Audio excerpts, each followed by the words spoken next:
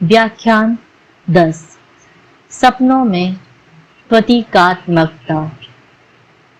हमने देखा था कि सपनों में विपर्यास जो हमें उन्हें समझने से रोकता है, सेंसरशिप या काट-छांट की प्रवृत्ति की क्रिया के कारण होता है। यह क्रिया अस्वीकार्य अचेतन इच्छा आवेगों के विरुद्ध चलती है, पर हमने यह नहीं कहा कि विपर्यास का एकमात्र कारण ही है। और सच तो यह है कि स्वप्नों का और आगे अध्ययन करने से यह पता चलता है कि इस परिणाम में सहायता देने वाले कुछ और भी कारण हैं।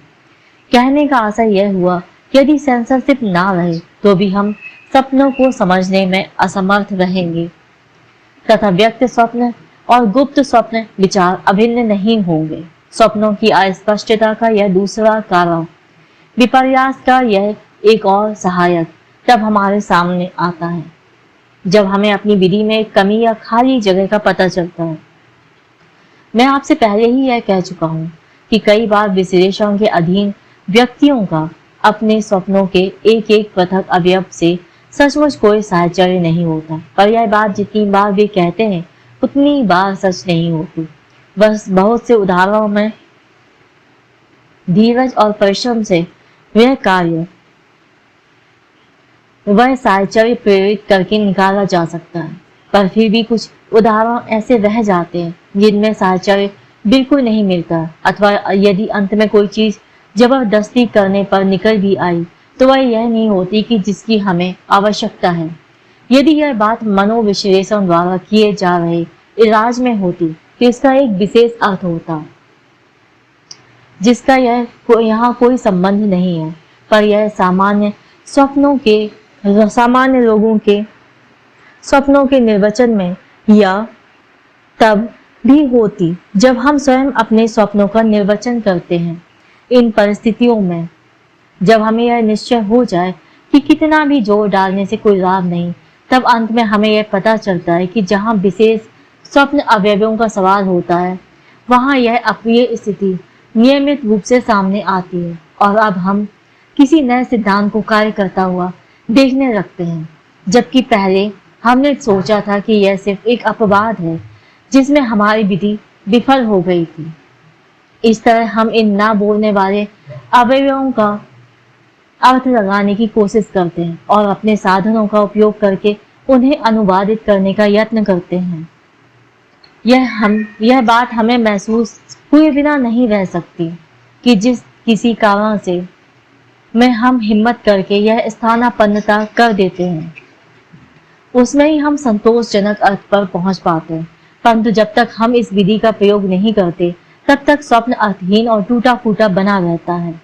तब बहुत से बिल्कुल एक से उदाहरण इकट्ठे हो जाने पर हमें अपने परिणाम के बारे में आवश्यक निश्चय हो जाता है, जबकि शुरू में हमने बड़े अविश्वास के साथ अपने परीक्षण किए थे।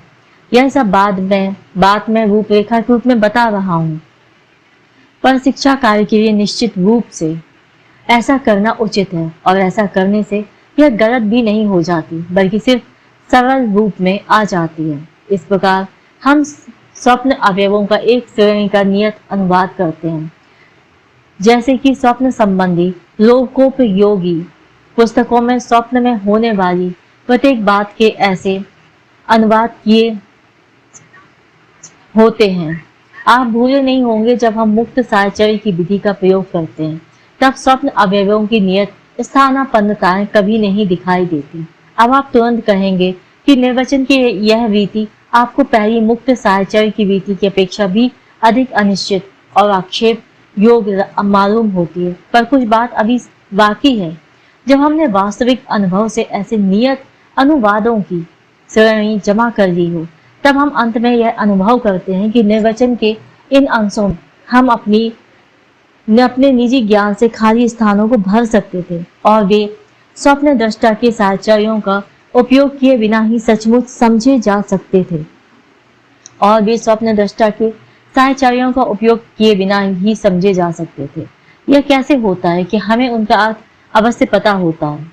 इस प्रश्न पर हम अपनी बातचीत के पिछले आधे हिस्से में विचार करेंगे।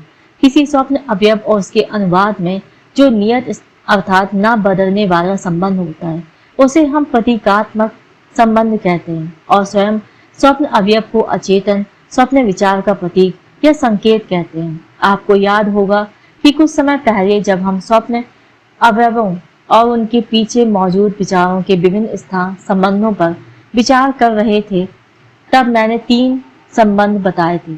सारे के स्थान पर एक भाग का आ जाना, अस्पष्ट निर्देश और कल्पना चित्र।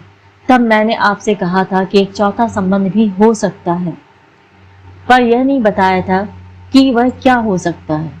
यह चौथा संबंध सांकेतिक या प्रतीकात्मक है जो मैं अब बता रहा हूँ। इसके साथ कुछ मनोरंजक विचारणीय प्रश्न जोड़े हुए हैं जिन पर विचार करने के बाद हम इस विषय पर अपने विशेष विचार पेश करेंगे। प्रतीकात्मक अब हमारे स्वप्न सिद्धांत का शायद सबसे विशिष्ट भाग है। पहली बात, किसी प्रतीक और उसे निर्दिष्ट मनोबिंब का संबंध नियत अर्थात ना बदलने वाला होता है। मनोबिंब प्रतीक का मानव अनुवाद ही होता है कि इसलिए प्रतीकवाद कुछ मात्रा में प्राचीन और प्रचलित दोनों प्रकार के स्वप्न निर्वचन के आदर्श को मूर्त कर देता है, जिससे अपनी विधि में हम बहुत दूर हट आए हैं। प्रतीकों के द्वारा हम कुछ परिस्थितियों में इस स्वप्न दृष्टा से बिना प्रश्न किए स्वप्न का निर्वचन कर सकते हैं, पर स्वप्न दृष्टा प्रतीकों के बारे में हमें कुछ नहीं बता सकता। यदि स्वप्नों में आमतौर से दिखाई देने वाले प्रतीक ज्ञात हों और स्वप्न देखने वाले के व्यक्तित्व का, उसके रहन सहन की अवस्थाओं का और उसे स्वप्न आने से पहले उसके मन पर पड़े हुए प्रभावों का हमें पता हो, तो प्रायः हम सीधे ही इसका अर्थ लगा सकते हैं, मानो उसे देखते ही उसका भाषांतर या अनुवाद कर सकते हैं। इस तरह के कौशल से निर्वचनकर्ता के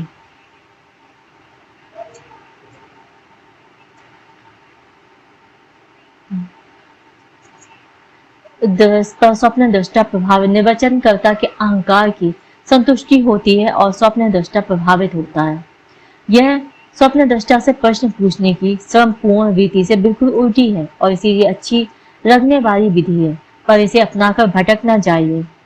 हमारा काम ऐसे कौशल दिखाना नहीं है और प्रतीकात्मकता के ज्ञान के आधार पर अर्थ लगाने की विधि मुक्त साहचर्य की विधि का स्थान नहीं ले सकती और ना ही उसके बराबर हो सकती है।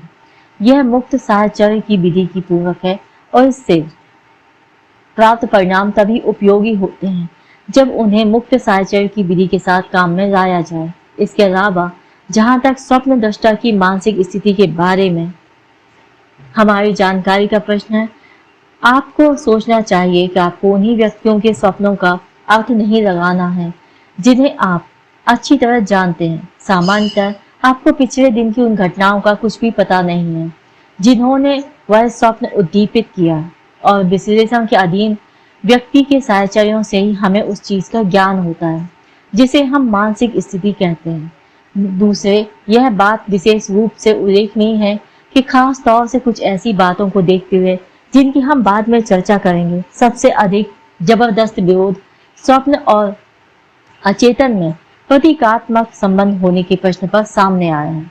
बड़े विवेक बुद्धि वाले और प्रसिद्ध व्यक्तियों ने भी जो और दृष्टियों से मनोविश्लेषण को काफी दूर तक स्वीकार किया है, इस प्रश्न पर आकर इनकार कर दिया है। यह व्यवहार तब और भी उल्लेखनीय हो जाता है जब हम 2 बातें याद करते हैं। एक तो यह कि प्रतीकात्मकता स्वप्न में नहीं होती और उनकी अन्य विशेषता है, और दूसरी यह कि स्वप्नों में प्रतीकात्मक तत्व का प्रयोग विश्लेषण का आविष्कार नहीं है।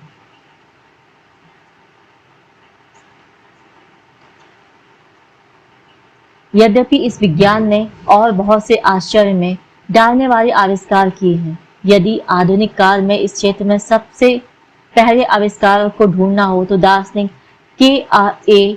टर्नर 1861 को इसका आविष्कार मानना चाहिए। मनोविश्लेषण ने उसके आविष्कार की पुष्टि की है। यद्यपि कुछ दृष्टियों से इसमें संशोधन भी किए गए हैं। अब आप स्वप्न प्रतीकात्मकता की प्रकृति के बारे में कुछ सुनना और उसके कुछ उदाहरणों पर विचार करना चाहोगे। मैं जो कुछ जानता हूं वह खुशी से आपको बताना चाहूंगा, हालांकि यह जानकारी बहुत अधिक नहीं है। प्रतीकात्मक संबंध सारभूत रूप में तुलना का संबंध है, पर वह किसी भी प्रकार की तुलना नहीं है। हमारा ख्याल है कि यह तुलना कुछ विशेष अवस्थाओं में ही हो सकती है, यद्यपि हम नहीं बता सकते कि वे अवस्थाएं कौन सी हैं।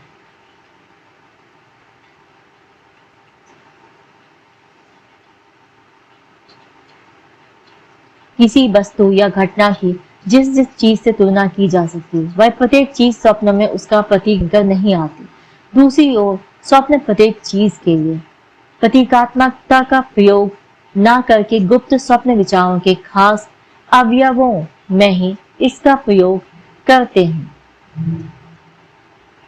इस प्रकार दोनों दिशाओं में कुछ सीमाएं हैं। हमें यह भी स्वीकार करना चाहिए कि अभी हम बिल्कुल निश्चित रूप से यह नहीं बता सकते कि हमारी प्रतीक की अवधारणा की सीमा कहाँ तक है, क्योंकि यह स्थानापन्नता, निरूपण आदि में विलीन होने लगता है और क्योंकि यह स्थानापन्नता, निरूपण आदि में विलीन होने लगता है और अस्पष्ट निर्देश के निकट तक भी जा पहुंचता है। प्रतीकों के एक समुदाय में तुलना आसानी से की जा सकती है, तो यह बात उल्लेखनीय है कि अधिक विचार करने से हमें यह पता चल जाए कि कुछ प्रतीकों में सामान्य अंश खोजना पड़ता है, पर यह भी हो सकता है कि यह हमसे सदा छिपा ही रहे। फिर यदि प्रतीक वस्तुतः तुलना ही है, तो यह बात उल्लेखनीय है कि यह तुलना मुक्त साहचर्य के प्रक्रम के सामने नहीं आती और स्वप्न दृष्टा को भी इसके बारे में कुछ पता नहीं होता, पर वह बिना जाने इसका प्रयोग करता है। इतना ही नहीं, वह तो उसके सामने पेश किए जाने पर इसे पहचानने को भी तैयार नहीं है। इस प्रकार आप देखते हैं कि प्रतीकात्मक संबंध एक बिल्कुल अनोखे किस्म की तुलना है, जिसकी प्रकृति अभी तक हम पूर्णतया नहीं जानते। शायद बाद में ऐसा कोई संकेत मिल जाए तो इस अज्ञात राशि पर कुछ प्रकाश डाले। स्वप्नों में जो वस्तुएं प्रतीकों के रूप में दिखाई देती हैं, उनकी संख्या अधिक नहीं है। मनुष्य का सारा शरीर, माता पिता, बच्चे, भाई बहनें और जन्म, मृत्यु, नंगापन तथा एक और चीज, मनुष्य का रूप निश्चित रूप से मकान द्वारा दिखाई देता है, जैसे कि सरना ने पहचाना था, और वह तो इस प्रतीक को इतना अधिक सार्थक बताता था जितना यह वास्तव में नहीं है। लोगों को किसी मकान के सामने के हिस्से पर कभी आनंद की भावना से और कभी भय की भावना से चढ़ने के स्वप्न आते हैं। जब दीवारें बिल्कुल चिकनी होती हैं, तब मकान का अर्थ है पुरुष। जब उसमें छज्जे और जालियां हों जिन्हें पकड़ा जा सकता है, तब अर्थ है स्त्री। स्वप्नों में माता पिता, सम्राट और साम्राज्ञी, राजा रानी या अन्य ऊंचे व्यक्तियों के रूप में दिखाई देते हैं। इस मामले में स्वप्न का ढंग बड़ा पितृभक्ति से पूर्ण है। बच्चों और भाई बहनों के साथ कुछ सख्ती बरती गई है। उनकी प्रतीक छोटे पशु या कीड़े। जन्म प्रायः सदा पानी के रूप में होता है। या तो हम पानी में गिर रहे हैं, या इसमें से निकल रहे हैं, या इसमें से किसी को बचा रहे हैं, या कोई हमें बचा रहा है। अर्थात माता और बच्चे का संबंध प्रतीक के रूप में सामने आता है। मरने के लिए हम किसी यात्रा पर गाड़ी से सफर पर रवाना हुए हैं और मृत्यु की अवस्था बहुत से धुंधले और मानो डरते हुए अस्पष्ट संकेतों से सूचित होती है। कपड़े या वर्दियां नंगेपन को सूचित करती हैं। आप देखते हैं कि यह प्रतीकात्मक और अस्पष्ट निर्देशात्मक निरूपणों की विभाजक रेखा मिटने लगती है।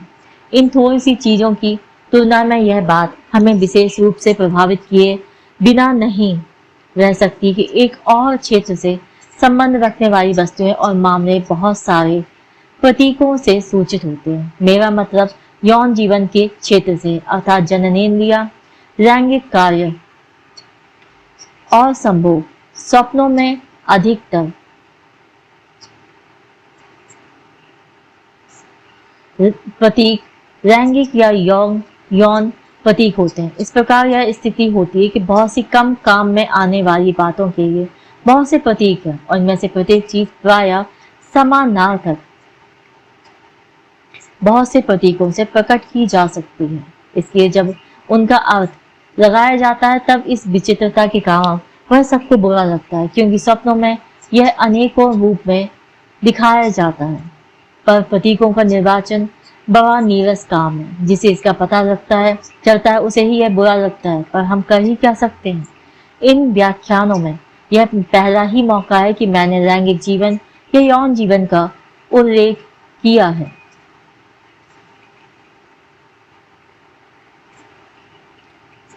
इसलिए मैं यह स्पष्ट कर देना चाहता हूं कि इस विषय को मैं किस तरह पेश करूंगा। मनोविश्लेषण छिपाने या परोक्ष निर्देश करने की कोई जरूरत नहीं समझता और ऐसी महत्वपूर्ण सामग्री से अपने संबंध पर शर्म महसूस करना आवश्यक नहीं समझता। इसकी सम्मति में प्रत्येक वस्तु को उसके ठीक नाम से ही पुकारना उचित है और इस तरह वह विक्षोभजनक सांकेतिक शब्दों से आसानी से बच जाने की आशा रखता है। इससे इस बात से कोई फर्क नहीं पड़ता कि मेरी श्रोताओं में लड़कियों और लड़कियां दोनों हैं। कोई भी विज्ञान इस तरह नहीं पढ़ाया जा सकता कि वही छोटी लड़कियों के उचित मालूम हो। जो स्त्रियां यहाँ उपस्थित हैं उन्होंने व्याख्यान के कमरे में हाजिर होकर बिना मुख से कहे यह जाहिर कर दिया है कि पुरुषों की बराबरी में रहना चाहती हैं।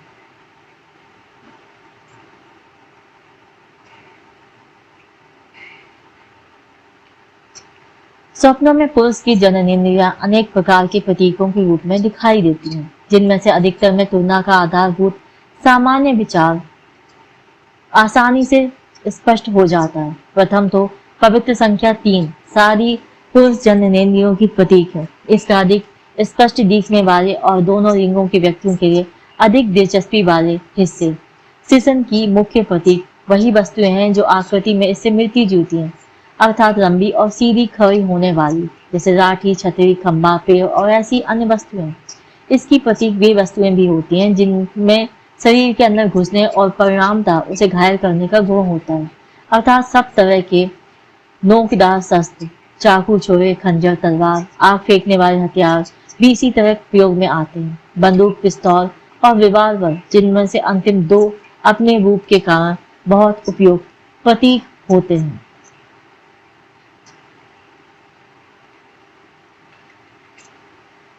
युवा लड़कियों की चिंता स्वप्न में चाकू या राइफल धारण करने वाला मनुष्य पीछा करता हुआ बहुत दिखाई देता है। शायद यह सबसे अधिक दिखने वाला स्वप्न प्रतीक है। अब आप अपने लिए आसानी से इसका भाषांतर कर सकते हैं। पुरुष की जननेंद्रियों के स्थान पर ऐसी वस्तुओं का आना भी आसानी से समझ में आता है, जिनसे पानी बहता है। टोंटी, पानी का कनस्तर या झरना और भी वस्तुएं भी इसकी प्रतीक होती हैं, जो लंबी हो सकती हैं, जैसे पूरी रैंप, पेंसिलें जो ढांचे के अंदर आ जा सकती हैं इत्यादि। पेंसिलें, होल्डर, नेल फाइल, हथौड़े और अन्य उपकरण असंदिग्ध रूप से पुरुष लिंग के प्रतीक हैं, जो पुरुष इंद्रियों के उस विचार पर आधारित हैं जिसका इतनी आसानी से बोध हो सकता है।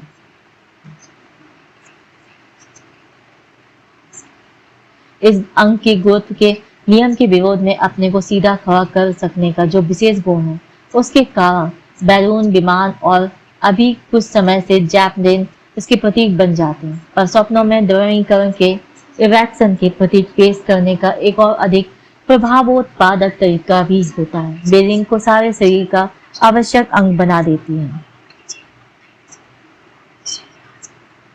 जिसके परिणाम स्वरूप स्वप्न देखने वाला स्वयं होता है। यह सुनकर परेशान होने की जरूरत नहीं कि होने के सपनों का, जिनसे हम सब परिचित हैं और जो प्रायः इतने सुंदर होते हैं कि सामान्य कामों को उत्तेजना या ड्राइंग करना स्वप्नों के रूप में अर्थ लगाना चाहिए। एक मनोविश्लेषक पी फेडर ने असंदिग्ध रूप से इस निर्वचन की सत्यता सिद्ध कर दी है। इसके अलावा मॉरी बोर्ड, जो गंभीर निर्णय बुद्धि के लिए बहुत प्रसिद्ध है, और जिसने बाहों और टांगों की कृत्रिम स्थितियों से परीक्षण किए थे और जिसके सिद्धांत असल में मनोविश्लेषण से बहुत दूर थे। हो सकता है कि उसे इसके बारे में बिल्कुल भी पता ना हो। अपनी खोजों से इसी नतीजे पर पहुंचा था। इस पर आपको इस आधार पर आक्षेप नहीं करना चाहिए कि स्त्रियों को भी उड़ने के स्वप्न आ सकते हैं, बल्कि आपको यह याद करना चाहिए कि स्वप्नों का प्रयोजन इच्छा पूर्ति है और स्त्रियों में पुरुष बनने की इच्छा बहुत बार होती है, चाहे उन्हें इसका ज्ञान हो या ना हो।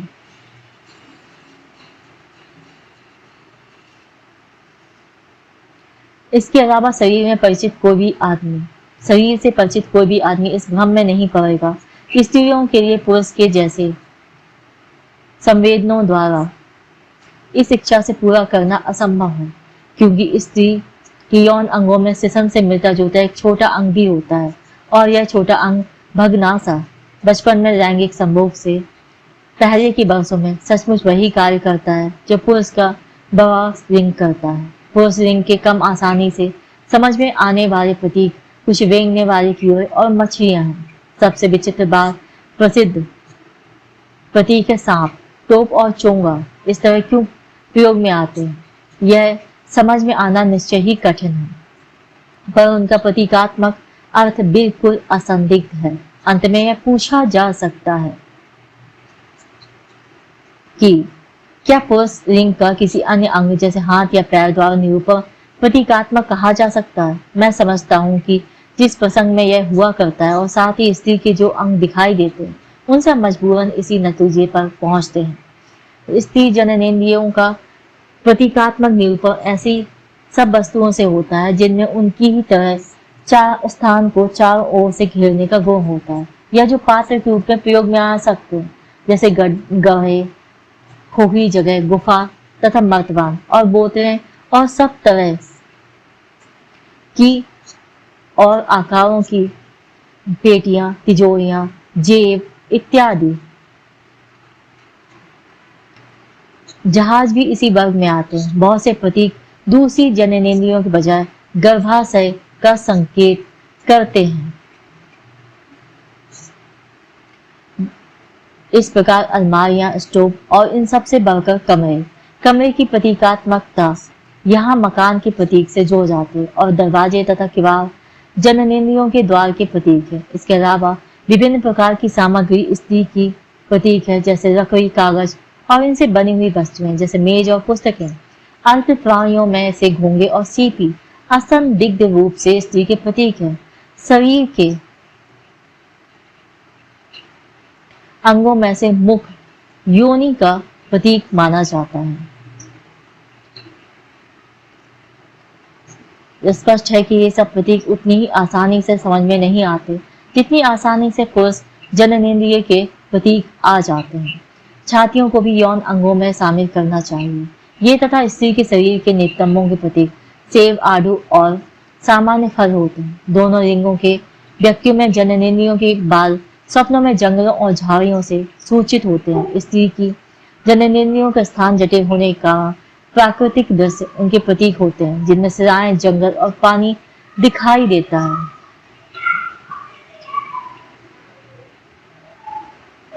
उधर पुरुष जननेंद्रियों की शानदार कार्य प्रणाली का निरूपण इस तरह की जटिल और अवर्णनीय मशीनरी द्वारा होता है। स्त्री जननेंद्रिय का एक और उल्लेखनीय प्रतीक जेवर का डिब्बा होता है, पर जेवर और सोना चांदी स्वप्न में प्रिय व्यक्ति के सूचक भी होते हैं और मिठाइयां प्रायः कामुक आनंद की प्रतीक होती हैं। किसी व्यक्ति को अपनी जननेंद्रियों से प्राप्त संतुष्टि किसी भी तरह के खेल से सूचित होती है, जिसमें पियानो बजाना भी शामिल है।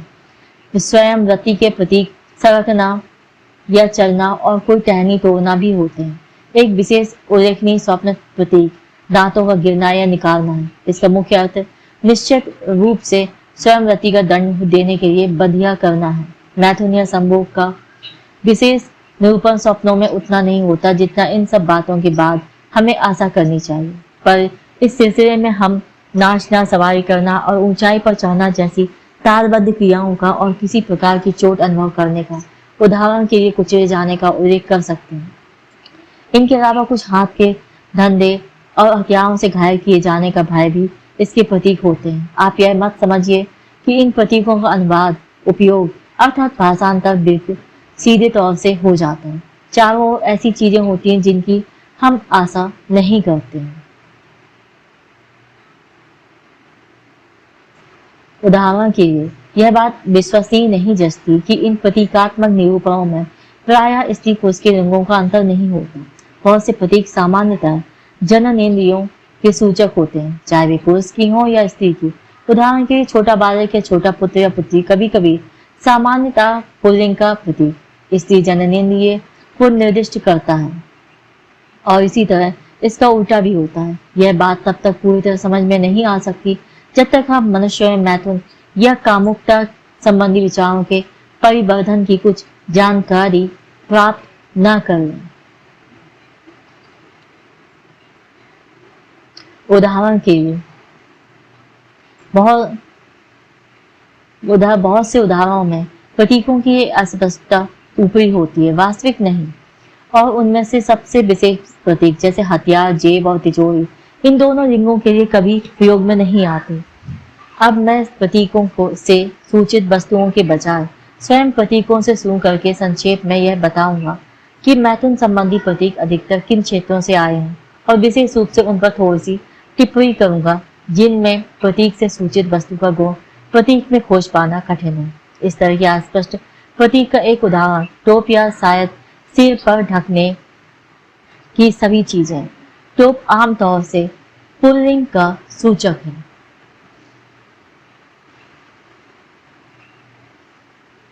इसी तरह कभी कभी स्त्रीलिंग को भी सूचित करता है। इसी तरह चोगा पुरुष को सूचित करता है, पर शायद कभी कभी उसका जननेंद्रिय की ओर विशेष निर्देश नहीं होता। आप पूछेंगे ऐसा क्यों होता है? टाई जो नीचे लटकने वाली वस्तु है और जिसे स्त्रियां नहीं धारण करती, स्पष्टता पुल्लिंग होती है, और अंडर लिनन या सामान्य रूप में लिनन अर्थात रेशमी वस्त्र स्त्रीलिंग का प्रतीक होता है। कपड़े और वर्दियां जैसा कि हम देख चुके हैं नंगेपन या मनुष्य की आकृति की प्रतीक होते हैं। जूते और सिर पर स्त्री जननेंद्रियों के प्रतीक होते हैं।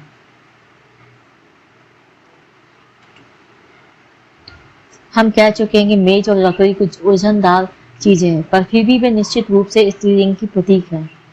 नसैनिया सीधे खड़े स्थानों और सीढ़ियों पर चढ़ने का कार्य असंदिग्ध रूप से मैथुन का प्रयोग प्रतीक है। बारीकी से विचार करने पर हमें यह पता चलता है कि इस चढ़ने की तालबद्धता अर्थात नियमित उतार चढ़ाव का गुण और शायद इसके साथ होने वाली उत्तेजना वृद्धि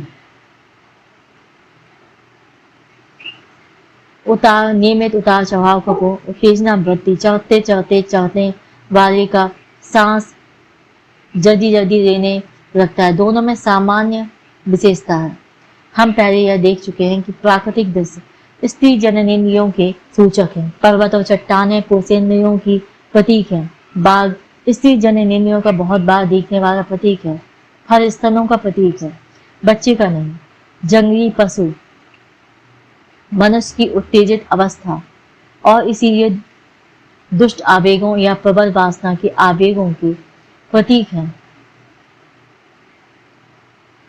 इस सिलसिले में कलियां और फूल स्त्री जननेंद्रियों के प्रतीक है, विशेष रूप से कुमार अवस्था में। आपको स्मरण होगा कि कलियां वास्तव में वनस्पतियों की जननेंद्रियां ही हैं। जंगली पशु मनुष्य की उत्तेजित अवस्था और इसीलिए दुष्ट आवेगों या प्रबल वासना के आवेगों के प्रतीक है। हम यह देख चुके हैं कि कमरों का प्रतीक के रूप में कैसे उपयोग किया जाता है। इन प्रतीकों का क्षेत्र विस्तृत हो सकता है, जिसमें खिड़कियां और दरवाजे कमरों में घुसने और उनसे निकलने के रास्ते शरीर के द्वारों को सूचित करते हैं। कमरों के खुला या बंद होने का प्रतीक इस बात से मेल खाता है कि चाबी जिससे वे खोले जाते हैं निश्चित ही पुल्लिंग है।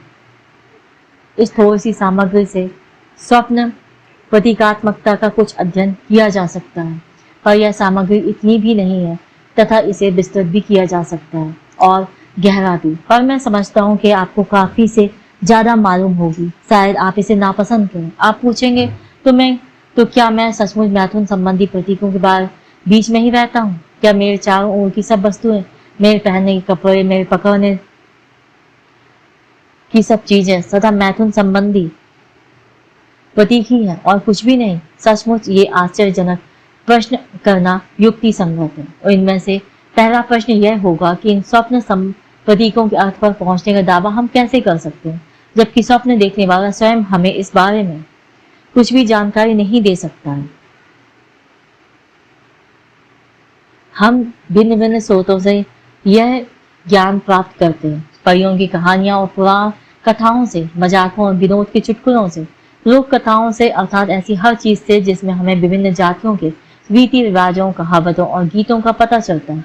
और भाषा के काव्यमय तथा ग्राम्य बोलचाल के प्रयोगों से हम यह ज्ञान प्राप्त करते हैं। इन विभिन्न क्षेत्रों में सब जगह एक ही प्रतीकात्मकता मिलती है और उनमें से बहुतों में इसके बारे में बिना कुछ दिखाए सिखाए हम इसे समझ सकते हैं। यदि हम इन विभिन्न क्षेत्रों पर अलग विचार करें तो हमें स्वप्न प्रतीकात्मकता के इतने सारे मिलते जुलते रूप दिखाई देंगे कि हमको इन निर्वचनों के विश्वास करना ही पड़ेगा। हमने बताया कि सरनर के अनुसार मनुष्य का शरीर है। इस प्रतीकात्मा को और बढ़ाने पर खिड़कियां, दरवाजे और किवाड़ के द्वारा शरीर में प्रवेश स्थान को सूचित करते हैं। और मकान का सामना या तो चिकना होता है या उस पर पकड़ने के छज्जे और झझरियां होती हैं। यही प्रतीकात्मकता बोलचाल के प्रयोगों में होती है। उदाहरण के लिए हम कहते हैं बालों का छप्पर या टाइल हेड, या किसी के बारे में हम कहते हैं उसके ऊपर की मंजिल ठीक नहीं। शरीर में भी हम शरीर के छिद्रों को उसके पोर्टल या द्वार कहते हैं। शुरू में हमें यह बात आश्चर्यजनक लगेगी कि स्वप्नों में हमें अपने माता पिता, राजा रानियों के रूप में दिखाई देते हैं, पर इसी तरह की चीज परियों की कहानियों में होती है। क्या हमें यह नहीं लगने लगता कि बहुत सी परियों की कहानियां का जो एक था राजा एक थी रानी से शुरू होती है। अर्थ सिर्फ यह होता है कि एक बार एक पिता था और एक माता थी। परिवार में बच्चों को हंसी में कभी कभी राजा बेटा कहा जाता है और सबसे बड़े पुत्र को युवराज कहा जाता है। स्वयं राजा जनता का पिता कहा जाता है। फिर कुछ स्थानों में छोटे बच्चे प्रायः खेल में छोटे जानवर कहलाते हैं। उदाहरण की कार्नवाल में छोटा मेंढक या जर्मनी में छोटा कीड़ा, और बच्चे से सहानुभूति दिखाते हुए कहते हैं बेचारा छोटा कीड़ा। हिंदी भाषी प्रदेश में बच्चे को बंदर, बच्ची को चोरिया और सामान्यतः बच्चे को चूहा या चूहिया कहते हैं। अब फिर मकान के प्रतीक पर विचार करेंगे।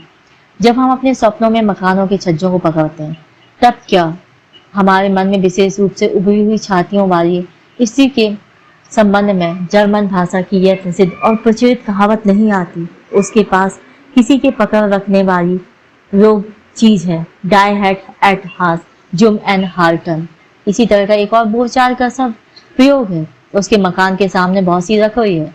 मानो इस तरह जब हम कहते हैं कि रसोई स्त्री का मात्र रूप प्रतीक है, तब हमारे सामने निर्वचन की पुष्टि हो जाती है। रसोई के विषय में अभी कुछ और कहना पड़ेगा। आसानी में मैं समझ नहीं आता कि रसोई स्त्री और माता का प्रतीक क्यों है, पर इसमें विभिन्न भाषाओं की तुलना हमारे लिए उपयोगी हो सकती है।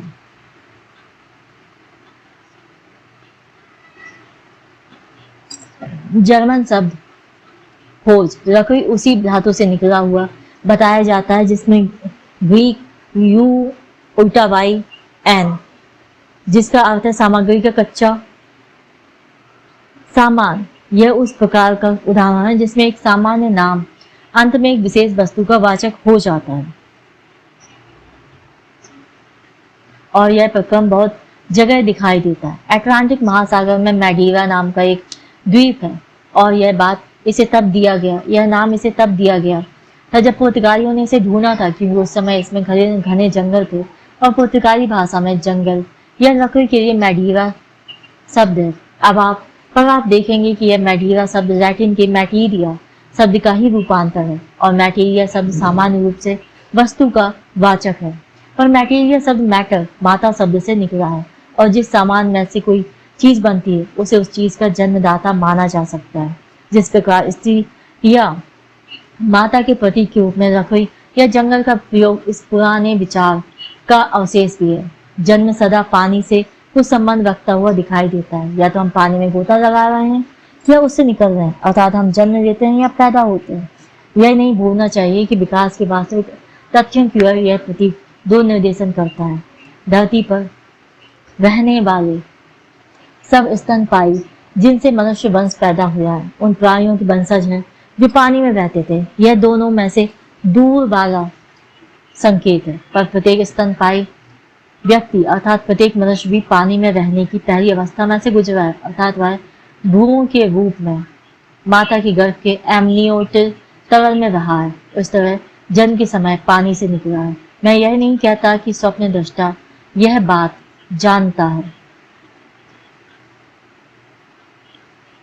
इसके विपरीत मेरा कहना है कि उसे यह जानने की कोई आवश्यकता ही नहीं है। शायद वह बचपन से सुनता हुआ कुछ और बात जानता है, पर मैं यह कहता हूँ कि इससे भी प्रतीक बनने पर कोई प्रभाव नहीं पड़ा। बच्चे को छुटपन में कहा जाता है, साहस पक्षी बच्चे दे जाते हैं, पर फिर उन्हें बच्चे मिलते कहाँ से हैं? किसी तालाब या कुएं में से, अर्थात पानी से। मेरा एक रोगी जिसे बचपन में जब वह बहुत छोटा ही था यह बात बताई गई थी, एक दिन तीसरे पैर कहीं गायब हो गया और अंत में एक झील के किनारे लेटा हुआ मिला। उसने अपने छोटा सा मुंह निर्मल जल की ओर कर रखा था और वह उत्सुकता पूर्वक ताक रहा था कि क्या झील के तले में वह बच्चों को देख पा रहा है। वीर पुरुषों के जन्मों की पौराणिक कहानी में जिनका प्रोफेसर रैंक ने तुलनात्मक अध्ययन किया, इनमें सबसे प्राचीन लगभग 2800 ईस्वी पूर्व का अक्कर का राजा सारगोन है। पानी में पड़े होने और उसमें से बचाए जाने का उल्लेख प्रमुख होता है। रैंक ने देखा कि यह उसी प्रकार जन्म का प्रतीक है जैसे स्वप्नों में होता है। स्वप्न में कोई आदमी किसी को पानी में से बचाता है, तब वह उस व्यक्ति को अपनी माता बना लेता है, या कम से कम एक माता तो बना ही लेता है। और पुराण कथाओं में जो किसी बच्चे को पानी में से बचाती है, वह स्वयं को उसकी सगी माता बताती है। एक प्रसिद्ध मजाक है जिसमें एक तीव्र बुद्धि यहूदी लड़का यह कहने पर कि मूसा की माता कौन थी, तुरंत उत्तर देता है, राजकुमार। हम उससे कहते नहीं, उसने तो सिर्फ उसे पानी में से निकाला था, यह तो वह कहती थी। वह उत्तर देता है और इस तरह प्रकट करता है कि उसने पौराणिक कथा का सही अर्थ समझ लिया है। यात्रा पर जाना स्वप्नों में मरने का प्रतीक होता है। इसी प्रकार जब कोई बालक किसी ऐसे व्यक्ति के बारे में पूछता है जो मर गया है, जिसका अभाव उसे अनुभव हो रहा है, तब उससे कह दिया जाता है कि वह परदेश गया है। यहाँ भी इस विचार को नापसंद करता है। इस प्रतीक स्वप्न प्रतीक का मूल बच्चे के लिए को दिए गए टालू जवाब में है। कभी जब परलोक के लिए यह कहता है कि वह अज्ञात देश जहां से कोई पथिक वापस नहीं लौटता, तब वह इसी प्रतीक का प्रयोग करता है। इसी तरह रोज की बातचीत में हम अंतिम यात्रा, महाप्रयाण या गंगा यात्रा शब्दों का प्रयोग करते हैं। इसी तरह रोज की बातचीत में हम अंतिम यात्रा, महाप्रयाण या गंगा यात्रा का प्रयोग करते हैं और प्राचीन कर्मकांड से परिचित लोग अच्छी तरह जानते हैं कि मृतों के देश में यात्रा का विचार, उदाहरण के लिए प्राचीन मिस्र वासियों में कितनी गंभीरता से माना जाता था। बहुत जगह मृत का रेखा, बुक ऑफ द डेड देने की पद्धति अब भी कायम है। यह रेखा मम्मी अर्थात संरक्षित शव को अपनी अंतिम यात्रा पर ले जाने के लिए दिया जाता है। कब्रिस्तान बस्ती से दूर होते हैं, इसलिए मृत व्यक्ति की अंतिम यात्रा एक वास्तविकता बन गई है। यह यौन प्रतीक सिर्फ स्वप्नों से ही संबंध नहीं रखते। वह सामान शब्द से आप सब परिचित होंगे जो स्त्री का तिरस्कार के साथ उल्लेख करने में प्रयुक्त होता है, पर शायद लोगों को पता नहीं है कि वे जननेंद्रिय की एक प्रतीक का प्रयोग कर रहे हैं। नए अहदनामे न्यू टेस्टामेंट में लिखा है, औरत कमजोर जहाज है। यह यहूदियों के धर्म लेखों में जिनकी शैली कविता से बहुत मिलती जुलती है। यौन प्रतीकों वाली बहुत सी पदावलियां हैं जिनका बहुत बार ठीक ठीक अर्थ नहीं लगाया गया है और जिनके भाष्य से, उदाहरण के लिए सॉन्ग ऑफ सोलोमन में बड़ी गलतफहमी पैदा हुई। बाद के हिब्रू साहित्य में स्त्री को बहुत बार मकान द्वारा निरूपित किया गया है जिसमें दरवाजा योनि द्वार का प्रतीक है। इस प्रकार जब पुरुष यह देखता है कि कोई स्त्री अब कुमारी यह अक्षत योनि नहीं है। तब वह कहता है कि मैंने दरवाजा खुला पाया है। इस साहित्य में स्त्री के लिए मेज का प्रतीक भी आता है। स्त्री अपने पति के विषय में कहती है, मैंने उसके लिए मेज लगाई पर उसने उसे उल्टा कर दिया। रंगवे बच्चों की दुर्बलता का कारण इस तथ्य को बताया जाता है, पुरुष ने मेज को उल्टा कर दिया। यहाँ मैं एल रेवी के एक ग्रंथ से एक उदाहरण देता है। वह ग्रंथ है sexual symbolism in the Bible and the Talmud, अर्थात बाइबल और तालमद में मैथुन विषयक प्रतीक। स्वप्नों में जहाज स्त्री का वाचक होता है, जिसका समर्थन व्युत्पत्ति शास्त्री भी करते हैं। उनका कहना है कि जहाज शिप शब्द पहले मिट्टी के बर्तन का नाम था और यह शब्द शाफ टब या कठौता ही है। चूल्हा स्त्री या माता के गर्भ का प्रतीक है। इस प्रकार की पुष्टि कोरिंथ के पेरिएंडर और उनकी पत्नी मैरिसा की यूनानी कहानी से भी होती है। हेरोडोटस के लेख के अनुसार उस जालिम ने अपनी पत्नी को, जिसे वह बहुत प्रेम करता था, ईर्ष्या के कारण मार दिया था। अब उसने उसकी छाया अर्थात प्रेत से सौगंध देकर उसके बारे में बताने को कुछ कहा। इस पर मृत स्त्री ने अपना परिचय स्पष्ट करते हुए उसे यह स्मरण कराया कि तूने अर्थात पेरिएंडर ने अपनी रोटी एक ठंडे चूल्हे में रख दी थी और इस प्रकार छिपे रूप में एक ऐसी परिस्थिति जाहिर की जिससे कोई परिचित नहीं था।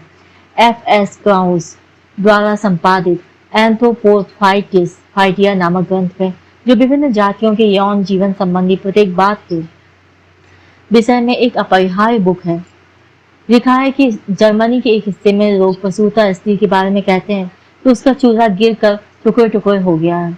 आग जलाना और इससे जुड़ी हुई हर बात मैथुन संबंधी प्रतीकों की सूचक है। ज्वाला सदा पुरुषेंद्रिय की प्रतीक होती है और अंगीठी स्त्री के गर्भ की। अगर आपको इस बात पर आश्चर्य हुआ हो कि स्वप्न में स्त्री के लिंगों के प्रतीक के रूप में धरती के दृश्य क्यों इतनी बार दिखाई देते हैं, तो इसका उत्तर आपको पुराण विद्या के विद्वानों से मिल जा सकता है। वे आपको बताएंगे कि पुराने जमाने के विचारों और पंथों में धरती माता का कितना महत्वपूर्ण कार्य रहा है और जिस तरह खेती का सारा अवधारणा इस प्रतीक के अनुसार ही निश्चित है। स्वप्न में कमरा स्त्री का प्रतीक होता है। इस तरह का मूल जर्मन बोचार के फाउएन मिजेमर शब्दार्थ स्त्री का कमरा शब्द में फाउ शब्द स्त्री के लिए प्रयोग में आता है, अर्थात स्त्री को उसके रहने के कमरे से निरूपित किया जाता है। इसी प्रकार सुल्तान और उसकी सरकार के अर्थ में हम दरबार का प्रयोग करते हैं और पुराने मिस्री राजाओं के नाम फेराव शब्द का अर्थात अर्थ सिर्फ बड़ा दरबार है। पुराने जमाने में पूर्वी देशों में नगर के दोहरे द्वारों के बीच के आंगनों में दरबार होते थे, जैसे बाद में बाजार होने लगे। पर मैं समझता हूँ कि यह व्युत्पत्ति बिल्कुल ऊपरी है और मुझे यह ज्यादा संभाव्य लगता है कि कमरा स्त्री का प्रतीक इस कारण हुआ कि वह पुरुष को अपने अंदर बंद कर सकती है। इस अर्थ में हम मकान को पहले देख चुके हैं। पुराण कथाओं और काव्य से हमें पता चलता है कि नगर, किले, गढ़ और दुर्ग भी स्त्री के प्रतीक होते हैं। यह बात उन लोगों के स्वप्नों से आसानी से निश्चित की जा सकती है जो ना जर्मन बोलते हैं और ना जर्मन समझते हैं। कुछ वर्षों से मैंने मुख्यतः विदेशी रोगियों का इलाज किया है, पर मुझे याद है कि उनके स्वप्नों में कमरा उसी तरह स्त्री का प्रतीक होता है जैसे हमारे यहाँ। हालांकि उनकी भाषा में फाउ एंड जीमर जैसा कोई शब्द नहीं है। इस बात के और भी संकेत मिलते हैं कि ये प्रतीक भाषाओं की सीमाओं में बंधे हुए नहीं होते हैं।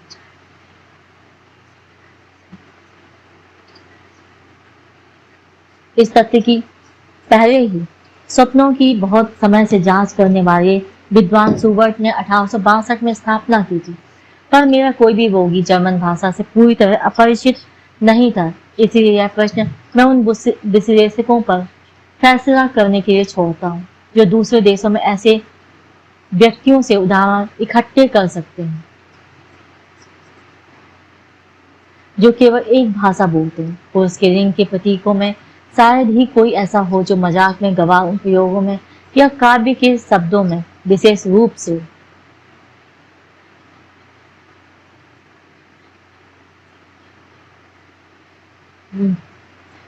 पुराने क्लासिकल कवियों में प्रयुक्त ना हुआ हो। यहाँ भी हमें न केवल वे प्रतीक मिलते हैं जो स्वप्न में आते हैं, बल्कि नए प्रतीक भी मिलते हैं। उदाहरण के लिए विभिन्न प्रकार की दस्तकारियों में काम आने वाले उपकरण, जिनमें सबसे मुख्य है हल। इसके अलावा जब हम पुल्लिंग प्रतीकों पर आते हैं तो इसके अलावा जब हम तब बड़े बड़े विस्तृत और विवादास्पद क्षेत्र में पहुंच जाते हैं और समय बचाने की दृष्टि से मैं उसका विवेचन नहीं करना चाहता। मैं सिर्फ एक प्रतीक के बारे में दो एक बातें कहना चाहता हूँ जो अद्वितीय है। मेरा मतलब 3 संख्या से। इस संख्या को बहुत संभवतः उसके प्रतीकात्मक अर्थ के कारण पवित्र नहीं माना जाता। इस तथ्य को मैं बिना तय किए छोड़ देना चाहता हूँ, पर यह बात निश्चित मालूम होती है कि बहुत से 3 भागों वाले प्राकृतिक पदार्थ, उदाहरण के लिए क्लोवर के पत्ते, एक तरह का पशुओं का चारा, कोट ऑफ आर्म्स, कवच के ऊपर अंकित कुल मर्यादा सूचक चिन्ह और चिन्ह के रूप में अपनी प्रतीकात्मक के कारण प्रयोग में लाए जाते हैं, तथा कथित फ्रेंच लिली जिसमें 3 भाग होते हैं और तिपाई, वह विचित्र कवच चिन्ह जिसमें 2 एक दूसरे से काफी दूर पर स्थित द्वीप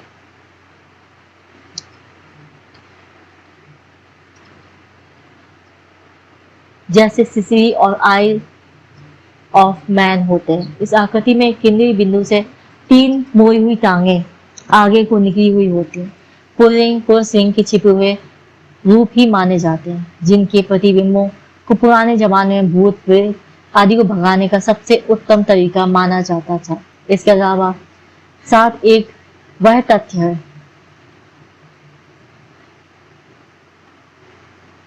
कि हमारे जमाने के सौभाग्य प्रेरक कवच को भी आसानी से जननेंद्रिय या मैथुन संबंधी प्रतीक रूप में पहचाना जा सकता है। छोटे छोटे चांदी के तावीजों के रूप में लटकने वाले ऐसे बहुत से कवचों को देखिए। कोई 4 पत्तियों वाला क्लोवर है, कोई सुअर है, कोई कुकुरमुत्ता है, कोई घोड़े की नार है, कोई नसैनी है और कोई चिमनी साफ करने वाली झाड़ू है। 4 पत्तों वाला क्लोवर 3 पत्तों वाले के स्थान पर आ गया, पर असल में 3 पत्तों वाला प्रतीक के प्रयोजन के लिए अधिक ठीक था। सुअर सफलता का प्रतीक है। कुकुरमुत्ता निसंदेह सिसन का प्रतीक है। कुछ कुकुरमुत्तों का नाम इस अंग से उनकी स्पष्ट समानता से ही रखा गया है। फैलस इम्पोडिकस नाल स्त्री योनि की रूपरेखा प्रस्तुत करती है और चिमनी साफ करने वाली झाड़ू तथा उसकी नसैनी इस समुदाय में इसलिए आती है क्योंकि उसके पेशे की तुलना गवारू भाषा में मैथुन से की जाती है। हम इसकी नसैनी को स्वप्न में देखने वाला यौन प्रतीक बता चुके हैं।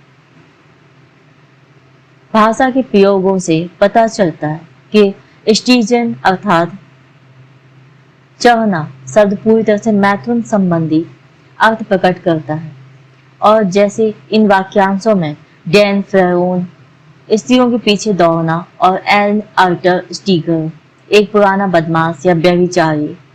इस प्रकार फ्रेंच में जिसमें कदम के लिए ला मर्स है, हमें पुराने बदमाश के लिए बिल्कुल इसी तरह का शब्द प्रयोग मिलता है, अन ब्यूक्स मार्सोर।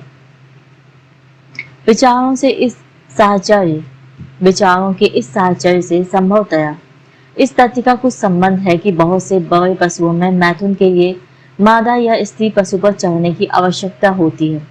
स्वयं रति को निरूपित करने वाला प्रतीक टहनी तोड़ना न केवल इस कार्य के गवारू वर्णन से मेल खाता है, बल्कि पुराण कथाओं में भी इसके बड़ी दूर तक सादृश्य मिलते हैं। पर विशेष रूप से उल्लेखनीय बात यह है कि स्वयं रति का या स्त्री रति की सजा के रूप में बधिया करने का प्रतीक दांतों का गिरना या निकालना है, क्योंकि लोक कथाओं में इस जैसी एक चीज मिलती है जो बहुत ही थोड़े स्वप्न देखने वालों को पता हो सकती है। मैं समझता हूँ कि इसमें कोई संदेह नहीं हो सकता कि खतना जो इतनी सारी जातियों में प्रचलित है, बधिया करने के समान और उसके स्थान पर आया हुआ है।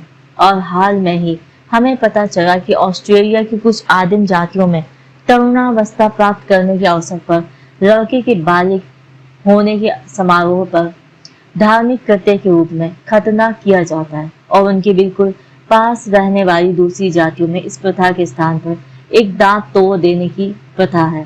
मैं अपना कथन इन उदाहरणों को खत्म करूंगा। वे सिर्फ उदाहरण हैं। हम इस विषय के बारे में और अधिक जानते हैं और आप समझ सकते हैं कि यदि हमारे जैसे अनार्यों के बजाय पुराण विद्या, नृतत्व विज्ञान, भाषा तत्व और लोक कथाओं के सच्चे विशेषज्ञों द्वारा इस तरह की सामग्री का संग्रह किया जाए तो वह कितना अधिक विस्तृत और मनोरंजक होगा। हमें मजबूरन कुछ निष्कर्षों पर आना पड़ता है जो इस तरह के सारे हमारे सामने नहीं आ सकते, पर फिर भी जो हमें सोचने के लिए बहुत कुछ मसाला दे जाएंगे। प्रथम तो हमारे सामने यह तथ्य आता है कि स्वप्न दृष्टा के पास अपने मन की बात कहने की प्रतीकात्मक रीति है जिसके बारे में वह जागृत जीवन में नहीं जानता और जिसे वह पहचानता भी नहीं। उससे उतना ही आश्चर्य होता है जितना आपको यह पता लगने पर होगा कि आपकी नौकरानी संस्कृत भाषा जानती है। यद्यपि आपको यह मालूम है कि वह बोहेमिया के गांव में पैदा हुई थी और उसने यह भाषा कभी नहीं सीखी। इस तथ्य का हमारे मनोविज्ञान विषयक विचारों से मेल बिठाना आसान काम नहीं। हम इतना ही कह सकते हैं कि स्वप्न दृष्टा का प्रतीकात्मकता का ज्ञान अवचेतन और उसके अचेतन मानसिक जीवन में रहता है, पर यह धारणा भी हमारे लिए अधिक उपयोगी नहीं होती। अब तक हमें सिर्फ यह कल्पना करनी पड़ी थी कि अचेतन प्रवृत्तियों का अस्तित्व है जो हमारे स्थायी या अस्थायी रूप से अज्ञात होती हैं, पर अब कुछ बड़ा सवाल है और हमें ऐसी चीजों में सचमुच विश्वास करना है जैसे अचेतन ज्ञान, विचार, संबंध और विभिन्न वस्तुओं में साम्य, जिनके द्वारा एक मनोबिंब के स्थान पर दूसरा मनोबिंब स्थापित किया जा सकता है। ये साम्य हर बार नए सिरे से नहीं शुरू होते, बल्कि हमेशा के लिए तैयार की गई हमारी सूची में होते हैं। यह हम विभिन्न व्यक्तियों में संभवतः भाषा संबंधी भेदों के होते हुए भी उनके अभिन्न होने का अनुमान करते हैं। इसी प्रतीकात्मकता का ज्ञान हमें कहाँ से होता है? भाषा में प्रयुक्त शब्दों में बहुत थोड़े प्रतीक आते हैं और दूसरे क्षेत्रों से बहुत सारे सादृश्य स्वप्न दृष्टा को अधिकतर ज्ञात नहीं होते।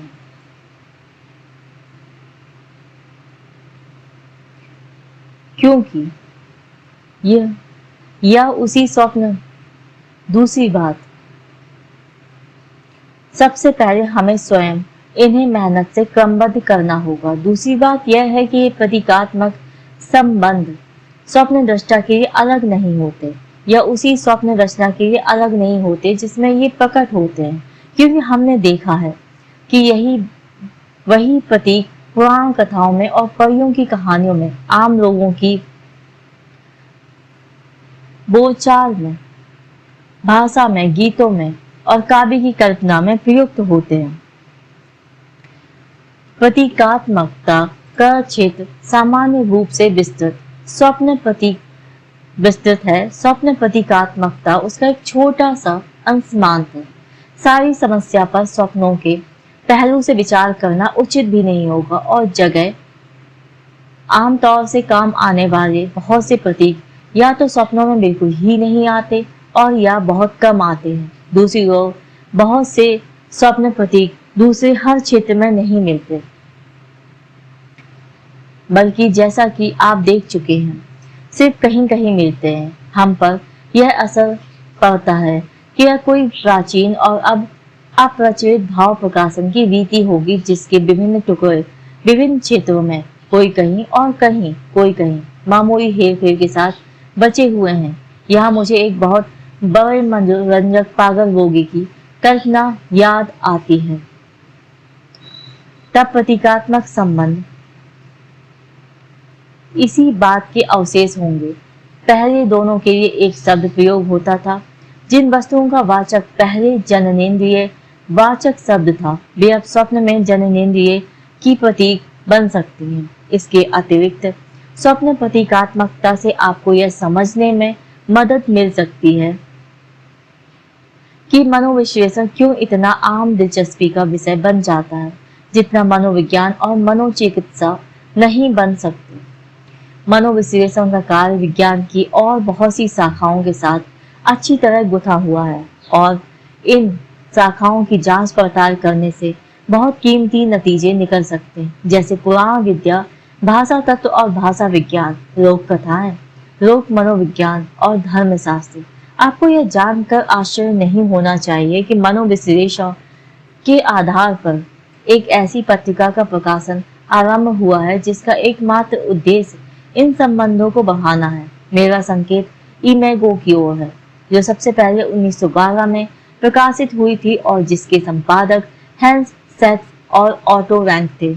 इन दूसरे विषयों के साथ संबंध रखते हुए मनोविश्लेषण ने इनसे जितना पाया उससे अधिक इन्हें दिया है। यह सच है कि मनोविश्लेषण अपने ही परिणामों की पुष्टि इन दूसरे क्षेत्रों से करता है, जो बड़ी विचित्र बात मालूम होती है, पर कुल मिलाकर मनोविश्लेषण द्वारा दी गई तरविधियां और दृष्टिकोणों का प्रयोग ही दूसरे क्षेत्रों में सफल सिद्ध होता है।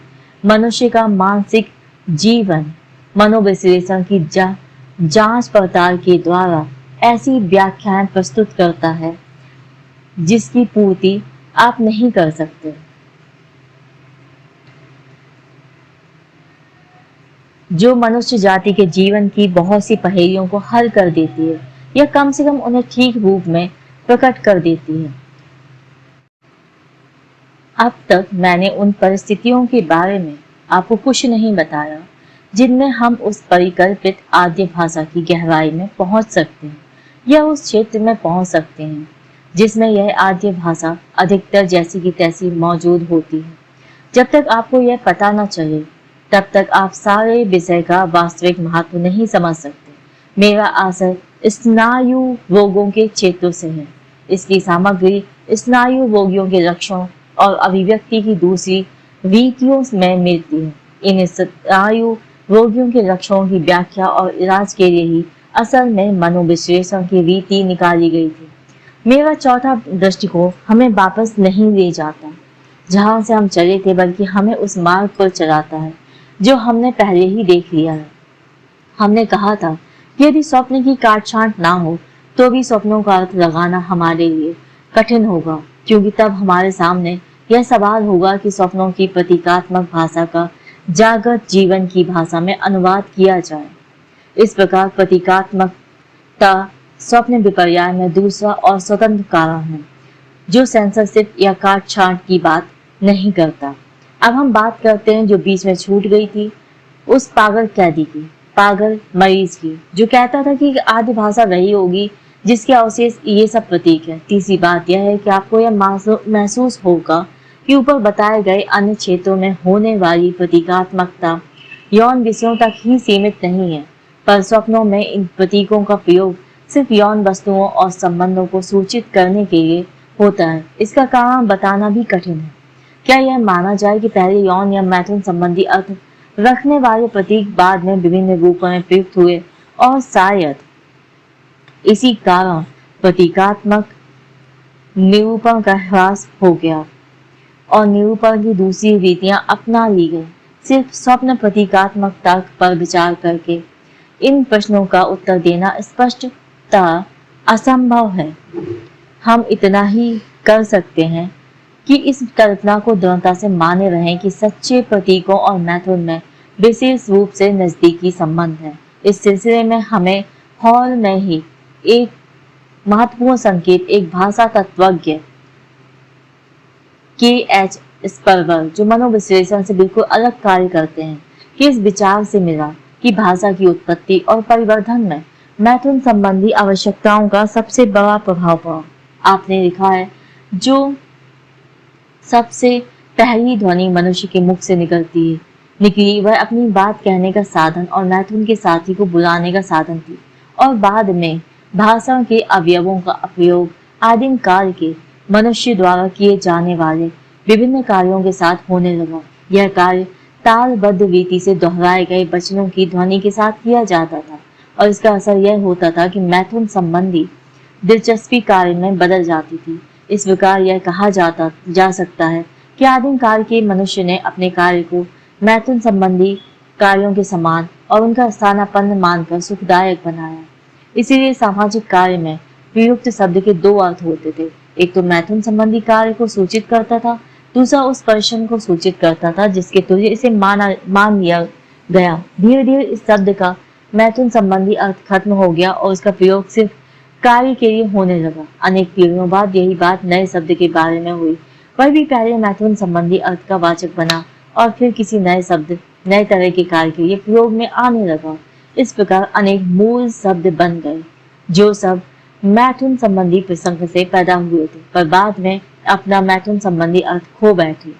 यदि उपर्युक्त कथन सही है तो स्वप्न प्रतीकों को समझने की एक संभावना हमें दिखाई देने लगी है। हमको समझना चाहिए कि स्वप्नों में जिनमें उन आदिम अवस्थाओं का कुछ अंश बाकी है, इतने अधिक मैथुन संबंधी प्रतीक क्यों होते हैं और आमतौर से हथियार और औजार पुरुष के तथा जिन वस्तुओं और सामान को बनाया समारा गया वे स्त्री के प्रतीक क्यों बन गए के साथ। पर यह नतीजा तो सीधा ही है कि सेंसरशिप को प्रतीकात्मकता का उपयोग करने में सहूलियत होती है, क्योंकि दोनों का एक ही प्रयोजन होता है कि स्वप्न को विचित्र और दुर्बोध बना दिया जाए। स्वप्न के और आगे अध्ययन से हमें विपर्यास के किसी और कारण का पता चलेगा या नहीं, यह अभी हम देखेंगे। पर स्वप्न प्रतीकात्मकता के विषय को छोड़ने से पहले मैं इस अजीब तथ्य का उल्लेख एक बार और कर देना चाहता हूँ कि इसका शिक्षित व्यक्तियों में बड़ा प्रबल विरोध हुआ है। यद्यपि पुराण कथाओं, धर्म, कला और भाषा में असंदिग्ध रूप से प्रतीकात्मकता मौजूद है, क्या यहाँ भी यही संभव नहीं है कि मैथुन से इसका संबंध ही इसका कारण हो?